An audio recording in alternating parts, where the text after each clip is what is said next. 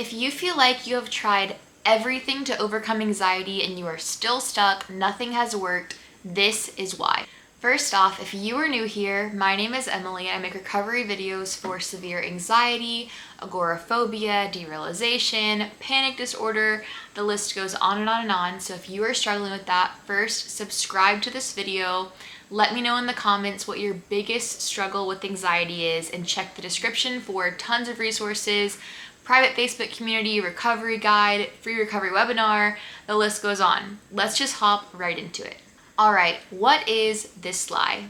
Most people, myself included back in the day, believe that in order to recover from anxiety, you have to fight anxiety. You have to figure out the root cause, right? Whether that's digging into trauma or digging into your body and your blood work and more tests and more doctors and figuring out what is causing this. What do we have to do in order to recover? I know in my own journey, when I woke up December 8th, 2021, it was like a switch had flipped for me.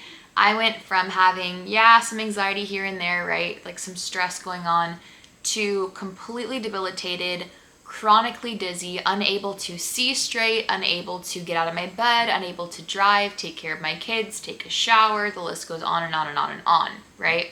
I was convinced that something was terribly wrong with me, right?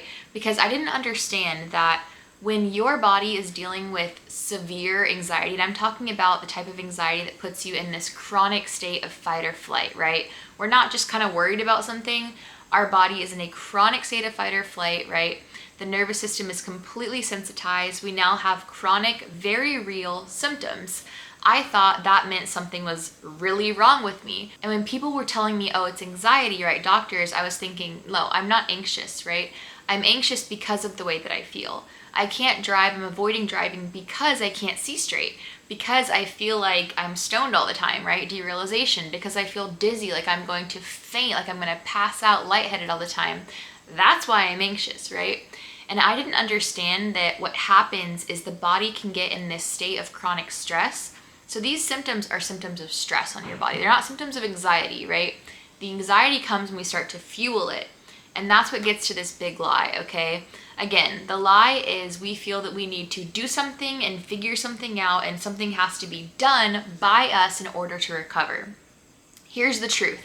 So looking at our bodies and our nervous systems, whatever got you here, whether it was a big trauma or compounding traumas or a virus or childbirth or good stress, like for me it was a lot of work stress and travel and pouring my all into everything and overcommitment and lack of boundaries, right? Whatever it is, it doesn't matter right now, okay? That's the first thing to understand with this, because what's happening is we have this fire burning, okay? The body senses danger. It says, we're in trouble, time to crank up all the symptoms and keep this person safe, still unable to function, right? Because it's trying to tell you there's a lion, it's in the room, and it's gonna get you. So we have to tell our bodies, hey, there's no lion, right? Maybe we overdid it. Maybe something happened to us. Whatever it was doesn't matter right now, but we have to train our bodies that we're safe again. So we have this fire burning. That is the stress nervous system situation. That can't be changed, basically, okay? That's going to go down when it goes down. That's outside of our control. But we have to look at what's in our control, right? If we are constantly signaling to our body that already thinks we're in danger, that we are in danger by Googling, sitting on Reddit, going to doctor to doctor to doctor, trying this supplement and this medication and that medication, and just viciously searching for a cure, right? Frantically searching for a cure, having this pressure underneath us of we have to recover, we have to get back to normal. Why don't we feel joy? Why don't we feel happiness? Why do we feel so scared all the time? Why do we feel these symptoms? Something is wrong, right? The focus, the fixing, the fighting, right? Adding fear, right? We start to feel panic and then we freak out, right? That's the second fear. When we're doing all of that, the anxiety portion of this, we are fueling this fire. So really, the recovery journey is so simple. It's so simple, it's annoying, to be honest. And here's what it is. Here's all that it is. It's learning how to get back to your normal life alongside symptoms. And while you're doing that, we're responding properly and we're showing our bodies that we're safe. That's it. All right.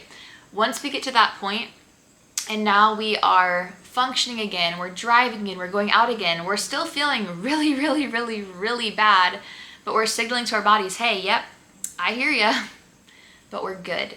There's no lion, and I need to show you that there's no lion, and it's gonna take time. We're okay. We're not sitting here Googling, what's wrong with us? How do I fix this? How do I fix this? Because there's nothing wrong.